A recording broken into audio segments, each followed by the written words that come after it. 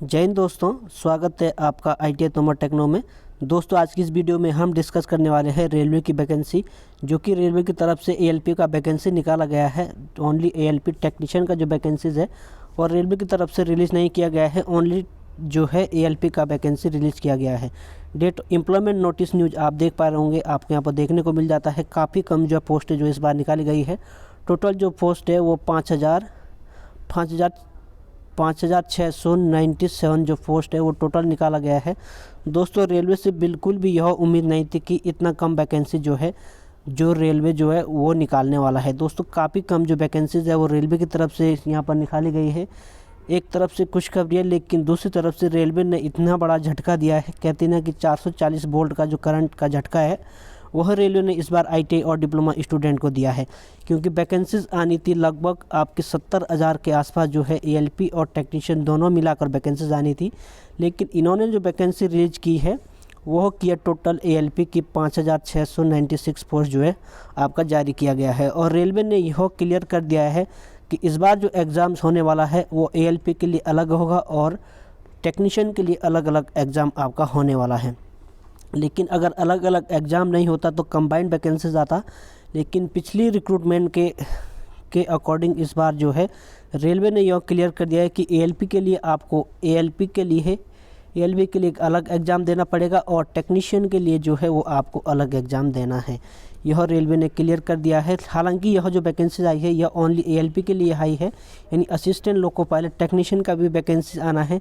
लेकिन यह नहीं पता कि कितना वैकेंसीज आना है, 5,000 आएगा, इतनी वैकेंसी आएगी या इससे कम आएगा, ज़्यादा आएगा, इसका अभी कोई जानकारी नहीं है। लेकिन टेक्नीशियन का भी वैकेंसी आएगा। इस हिसाब से तो लगता है कि टेक्नीशियन का जो वैकेंसी आएगा वो लगभग 7,000 से ज़्यादा आपका जो है टेक्नीशियन का वैकेंसीज नहीं निकलने वाला है, जिस हिसाब से इन्होंने जो है ALP का वैकेंसी निकाला गया है। दोस्तों अब देख लेते हैं इसके इंपॉर्टेंट डेट्स को। आपका इंपॉर्टेंट डेट्स यानी एप्लीकेशन ओपन आपका 20 जनवरी 2024 से स्टार्ट होने वाला है और क्लोजिंग डेट की जो बात है वो 19 फरवरी 2024 तक आप यहाँ पर आवेदन कर पाएंगे। और यदि आप यहाँ पर फॉर्म फिलअप करते हैं उसमें यदि कुछ करेक्शन करना है, फॉर्म फिलअप करते टाइम आपसे कुछ यहाँ पर त्रुटियाँ या गलती हो जाती है तो उसका जो करेक्शन है वो 20 फरवरी से 29 फरवरी तक आप यहाँ पर इसमें करेक्शन कर पाएंगे। यदि हम बात करें लेवल की, लेवल 2 रहने वाला है। पे सैलरी करें तो आपका 19,900 का सैलरी रहने वाला है। एज की बात करें तो एज आपका 18 से 30 वर्ष, यानी मिनिमम आपका 18 रखा गया है और मैक्सिमम आपका 30 वर्ष रखा गया है। SC कैंडिडेट और OBC कैंडिडेट को जरूर यहाँ पर एज में रिलैक्सेशन भी देखने को मिलने वाला है। यदि दोस्तों अब हम बात करें एज रिलैक्सेशन की तो मिनिमम जो एज है 18 से और 30 आपका रखा गया है, जो कि काउंट किया जाएगा वो 1/7/2024 को आपका एज काउंट किया जाना है। SC कैंडिडेट के 5 ईयर का रिलैक्सेशन, OBC के लिए 3 ईयर का। यदि आप एक्समैन सर्विस है, EWS है, तो आपको यहाँ पर काफ़ी अच्छा जो है एज रिलैक्सेशन भी देखने को मिलता है। अब दोस्तों चलते हैं इसके एजुकेशन क्वालिफिकेशन की तरफ कि कौन कौन से कैंडिडेट जो है वो यहाँ पर आवेदन कर पाएंगे। दोस्तों यदि हम बात करें एजुकेशन क्वालिफिकेशन की तो एजुकेशन क्वालिफिकेशन में आपके पास यहाँ पर SST यानी 10th होना चाहिए, ITI होना चाहिए रिकॉग्नाइज्ड बोर्ड से। यदि आपने ITI NCBT या SCBT कहीं से भी किया है तब भी आप यहाँ पर आवेदन कर पाएंगे। अब दोस्तों बात करते हैं ट्रेड की कि ITI के कौन कौन से ट्रेड वाले कैंडिडेट आवेदन कर पाएंगे। सबसे first of all fitter trade देखने को मिल जाता है, electrician, instrument mechanic, millwright, maintenance mechanic, radio mechanic, TV and electronic mechanic, motor mechanic, vehicle और वायरमैन और ट्रैक्टर मैकेनिक और आर्मेचर और यहाँ पर coil winder mechanic, diesel mechanic, heat engine और turner machinist, refrigerator and air conditioning mechanic. तो यह candidate यहाँ पर आवेदन कर पाएंगे जिन्होंने ITI किया है। ITI वाले यह कैंडिडेट जो है इस वैकेंसी के लिए एलिजिबल रहने वाले हैं। अब दोस्तों बात करें हम डिप्लोमा की तो यहाँ पर ITI और डिप्लोमा दोनों ही कैंडिडेट एलिजिबल रहते हैं।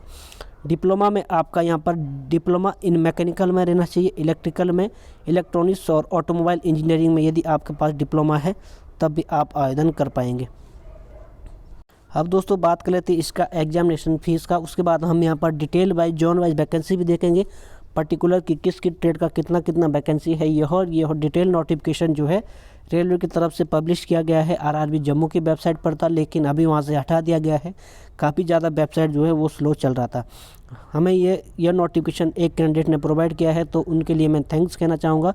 तो सबसे फर्स्ट ऑफ ऑल यदि हम बात करें एग्जामिनेशन फीस की, तो 500 आपका एग्जामिनेशन फीस रहने वाला है यहाँ पर जनरल और ओबीसी कैंडिडेट के लिए, जिसमें से 400 आपका रिफंड किया जाएगा, 100 आपका काट दिया जाएगा। लेकिन जब आप CBT 1 देंगे उसके बाद जो है आपका यह पैसा यहाँ पर रेलवे जो है वो रिफ़ंड करेगी। यदि आप एग्ज़ाम नहीं देंगे तो यह आपका रिफ़ंड नहीं किया जाएगा। SC/ST कैंडिडेट से यहाँ पर 250 रुपये फीस चार्ज लिया जाएगा, जो कि यहाँ पर 250 के 250 आपका रिफ़ंड होने वाला है। रिफ़ंड आपका तभी होगा यदि आप यहाँ पर फर्स्ट स्टेज यानी CBT 1 एग्ज़ाम जो है देते हैं, तभी आपका यह पैसा रिफ़ंड होने वाला है। अब दोस्तों हम वैकेंसी देख लेते हैं डिटेल वाइज, जोन वाइज कि किस किस जोन में कितना कितना वैकेंसी जो है वो रखा गया है। तो अब हम जोन वाइज वैकेंसीज़ देख लेते हैं कि किस किस जोन में कितना कितना वैकेंसी है। सबसे फर्स्ट ऑफ ऑल अहमदाबाद देखने को मिल जाता है, यहाँ पर टोटल 238 पोस्ट है। अजमेर में आपका 228 पोस्ट है। बेंगलुरु में आपका 473 पोस्ट है। भोपाल में जो है 219 और 65 पोस्ट है। भुवनेश्वर की बात करें तो 280 आपका टोटल वैकेंसी रखा गया है। बिलासपुर की यदि बात करें तो एक जगह आपका 124 है। और यदि बात करें हम यहाँ पर बिलासपुर के दूसरे रीजन की, यहाँ पर सबसे ज़्यादा 1192 पोस्ट जो आपका रखा गया है। चंडीगढ़ की बात करें तो चंडीगढ़ में 66 पोस्ट है। चेन्नई में आपका 148 यानी 148 पोस्ट जो है चेन्नई में रखा गया है। यदि बात करें गोरखपुर जोन की तो गोरखपुर में 43 है और गुवाहाटी में आपका 62, जम्मू श्रीनगर में आपका 39 रखा गया है। कोलकाता में यदि बात करें तो कोलकाता के एक रीजन में आपका 254 रखा गया है, दूसरे रीजन में आपका 91 रखा गया है। मालदा की बात करें, मालदा का ईस्टर्न रेलवे में 161 वैकेंसी है और दूसरा आपका सेंट्रल ईस्टर्न रेलवे में आपका जो है 56 वैकेंसी जो है वो रखा गया है। मुंबई की बात करें तो मुंबई के एक रीजन में 26 वैकेंसी है।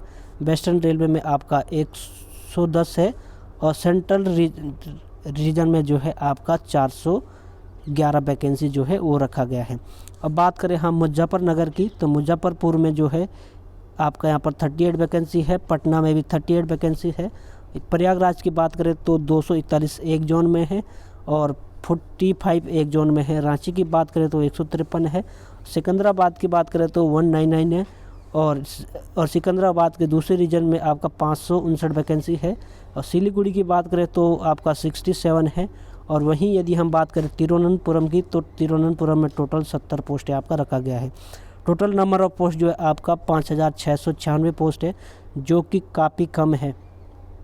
दोस्तों हम इसके एग्ज़ाम पैटर्न को देख लेते हैं कि क्या क्या आपका एग्ज़ाम पैटर्न रहने वाला है। थोड़ा सा हम यहाँ पर एग्ज़ाम पैटर्न को भी देख लेते हैं। यदि दोस्तों हम बात करें इसके सिलेक्शन प्रोसेस की, तो सबसे फर्स्ट ऑफ ऑल आपका जो है CBT 1 होगा। CBT 1 आपको क्वालिफाई करना होगा। देन उसके बाद आपका CBT 2 होगा। CBT 2 में आपके दो पेपर होंगे, एक आपका यहाँ पर पार्ट A और पार्ट B। उसके बाद आपका यहाँ पर कंप्यूटर बेस्ड एप्टीट्यूड टेस्ट, जिसको हम यहाँ पर साइको भी कहते हैं। उसके बाद डॉक्यूमेंट वेरिफिकेशन एंड फाइनल जो है आपका मेडिकल एग्जामिनेशन होता है। रेलवे में मेडिकल एग्जामिनेशन काफ़ी मैटर करता है, स्पेशली आपका यहाँ पर आइस विजन जो है काफ़ी अच्छा जो है वो होना चाहिए। यदि हम बात करें दोस्तों फर्स्ट स्टेज में आपका CBT 2 होगा। यहाँ पर कैंडिडेट को सिलेक्टेड किया जाएगा। यहाँ पर एक सीट पर 15 कैंडिडेट को हायर किया जाएगा CBT टेस्ट के लिए। CBT 1 का जो सिलेबस है वो आपका यहाँ पर 75 मार्क्स जो है रहने वाला है। टोटल 75 क्वेश्चन रहेंगे, 60 मिनट आपको जो है यहाँ पर टाइम देंगे। यह क्वालिफाई रहता है। यहाँ पर EWS और UR के लिए 40%, OBC के लिए यहाँ पर 30%, SC के लिए 30 और ST के लिए 35% जो है मार्क्स आने होते हैं CBT 1 में। यह CBT 1 का जो है वो सिलेबस दिया गया है। इसके सिलेबस के ऊपर मैं एक डिटेल में वीडियो बनाऊंगा।